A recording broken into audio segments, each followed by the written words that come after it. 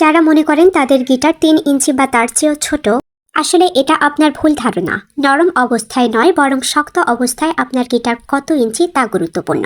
শক্ত অবস্থায় মেপে দেখবেন 3 ইঞ্চির বেশি আছে।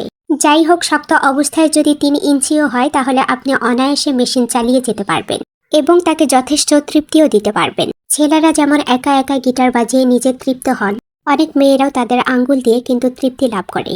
হাতের ছোট এবং চিকন আঙ্গুল দিয়ে তারা যদি তৃপ্তি হয়, তাহলে আপনার 3 ইঞ্চি গিটার দিয়ে কেন তারা তৃপ্তি পাবে না? আমাদের দেশের ছেলেরা চিকন মেয়ের থেকে মোটা মেয়ে বেশি পছন্দ করে। অনেকেই মনে করে বিছানায় নাকি মোটা মেয়েদের সাথে বেশি আনন্দ পাওয়া যায় চিকন মেয়েদের তুলনায়। অনেকের ধারণা মোটা মেয়েদের সব সম্পদ একটু বড় হয়, ছেলেরা সেটা ভালোভাবে ধরতে পারে।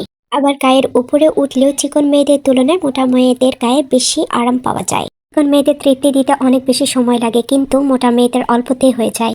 এরপরেও আপনি যে কোনো চিকন মেয়েকে বিয়ে না করে মোটা মেয়েকে বিয়ে করবেন না। আপনি যদি একটু চিকন মেয়েকে বিয়ে করেন তাহলে বিয়ের পরে সে এমনিতেই একটু মোটা হয়ে যাবে। আর যদি আপনি বিয়ের আগে একটা মোটা মেয়েকে বিয়ে করেন তাহলে বিয়ের পরে সে অতিরিক্ত মোটা হয়ে যাবে। তখন কিন্তু আবার হিতে বিপরীত হতে পারে।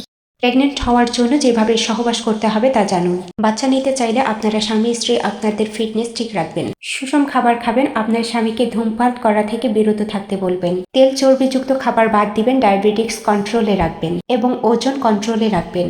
যখন মাসিক শুরু হবে তার 11 দিন থেকে শুরু করে 20 দিন পর্যন্ত স্বামীর সঙ্গে সহবাস করবেন। সন্ধ্যা রাতে সহবাস না করে ভোর রাতে সহবাস করুন। ভোর রাতে পুরুষের শরীরে শুক্রাণুগুলো সর্বোচ্চ স্বাস্থ্যবান থাকে।